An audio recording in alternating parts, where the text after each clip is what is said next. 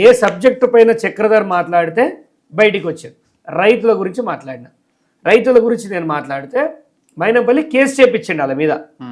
తప్పే కదా అన్న ఇది.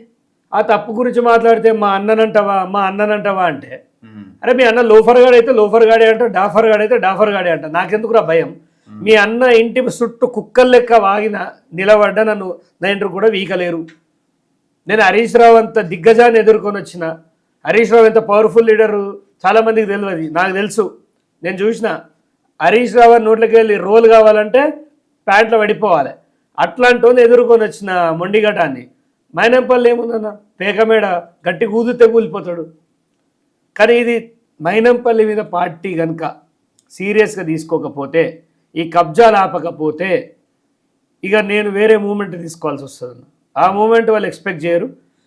ఇక నేను ఈ పార్టీ ఆ పార్టీ అని లేకుండా బహుజనవాదం వైపు వెళ్ళిపోవాలి. మా వాళ్ళని చైతన్యపరచాలి. ఎక్కడ భూ కబ్జాలున్నా ఇప్పుడు మీ కెమెరా పోతుంది, ఇక మీద చక్రధర్ అని టీం పోతుంది. కొట్లాడతాం, నిరసనలు వ్యక్తం చేస్తాం, ప్రభుత్వాన్ని ఇబ్బంది పెడతాం. రేవంత్ రెడ్డి గారు సిద్దిపేట పట్టించుకోవాలి.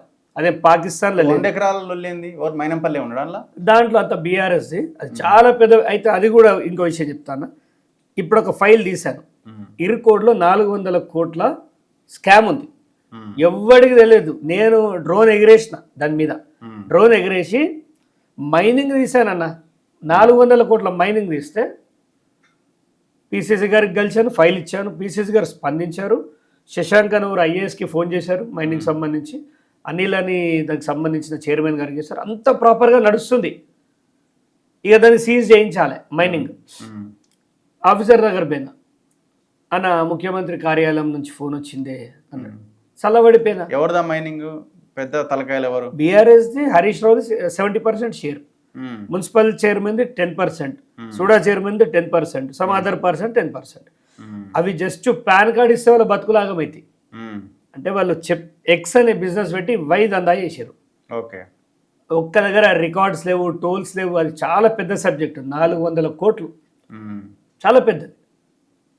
అది 100 ఎకరాలది అదేనా? 100 ఎకరాల కబ్జా కూడా ఉంది. 333 సర్వే అని ఉన్నది మొత్తం. అన్న జీవో 50, 51 ఇవి ఏం చెప్తాయి? పేదోడికి 150 గజాలు 200, 300 ఇచ్చుకోమని చెప్తాయి.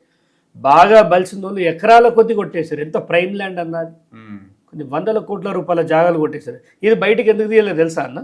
ఇది తీయగానే దీన్ని క్యాష్ చేసుకుంటుంది గవర్నమెంట్. అడున్న లోకల్ లీడర్ పిలవాలి, ఆ చక్రధర్ గారు ఫైల్ పట్టుకొచ్చింది కదా తీసుకురారే అంటే నేను బారమేసి కొట్టాలి, వీళ్ళు కాల్చుకొని తింటారు. ఇది ఎందుకు వచ్చింది కూడా వాళ్ళు సాగేదో వాడు దావాలని ఈ స్కాములు తీసుడే పని చేసిన. ఇలా న్యాయస్థానాలలో కూడా కేసులు వీగిపోతున్నాయి అంటే అందరు చక్రధర్ని అంటారు. నేను లాయర్ని అరా బాబు, నేను ఒక స్థాయి వరకు ఇట్లా ఇస్తా, వారించేటోళ్ళ దగ్గర ఉంటుంది ముచ్చటంతా. నేను ఏం చేయగలుగుతా అన్న నా స్థాయికి. ఇప్పుడు మీరు గతంలో బీజేపీలోకి వెళ్ళారు, మళ్ళీ కాంగ్రెస్లోకి వచ్చి ఇక్కడ మళ్ళీ మధ్యలో బీఎస్పీ నుంచి మళ్ళీ కాంగ్రెస్లోకి వచ్చారు. వాట్ నెక్స్ట్ ఏంది పరిస్థితి? ఒకటన్నా ఒక ఆప్షన్ బీఆర్ఎస్ ఉన్నట్టుంది. కొంతమంది ఏమంటారంటే పార్టీలు మారుతుండే చక్రధర్ అంటారు. ఒక్క చిన్న విషయాన్ని మీరు పట్టుకోవాలి. బీజేపీలోకి వచ్చింది హరీష్ రావుని మన అతని ఆధిపత్యాన్ని దెబ్బతీయాలనే నేను వచ్చిన. అక్కడ నాకు కిషన్ రెడ్డి లాంటి మహానాయకుడు వల్ల టికెట్ రాకుండా చేశారు. బీఎస్పీ అనేది ఆర్ఎస్ ప్రవీణ్ ఇంటికి ఫోన్ చేసి పంపిండు. న్యాయంగా ఒక పైసా అడగలేదు.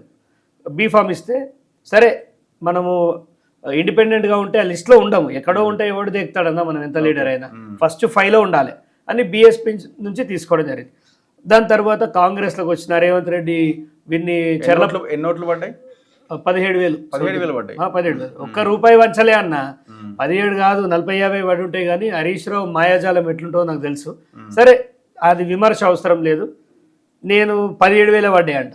ఆ 17,000 అయినా హరీష్ రావుకి 82,000 వచ్చినాయి మెజారిటీ. ఎప్పుడు కానీ 1,00,000 వస్తుంది అంటే ఈ 82 + 17 1,00,000 అయితే అయినాయి కదా. ఆ 1,00,000 రాకుండా చేసిన. కాంగ్రెస్లో కూడా ఇదే అవలంబించడు. హరీష్ రావు ఏది చెప్తుంది అవుతుంది. రేపైతే ఇక సూడా వస్తుంది చక్రధర్. కానీ మొత్తం రేవంత్ రెడ్డి గారు కూడా మంచి హ్యాపీగానే ఉండేది ఆ పంతనంతో. పిసిసి గారు కూడా నీకు అవకాశాలు ఉన్నాయి, నువ్వు సమర్థుడిగా అన్నాడు. ఓవర్ నైట్లో మారిపోయింది. అంతా మారిపోయింది. సుడా చైర్మన్ మీకు రాదని రిజైన్ చేసిరా? ఆడిచ్చినా తీసుకొని ఇప్పుడు అవసరం కూడా లేదు. ఎందుకంటే పదవులు కావాలనుకుంటున్నా బీజేపీ జెడ్పీటీసీ అన్నారు, అది నేను ఇండిపెండెంట్ గా కూడా వేసుకుంటా. నాకు ఇప్పుడు నాకు నేనే అధిష్టానం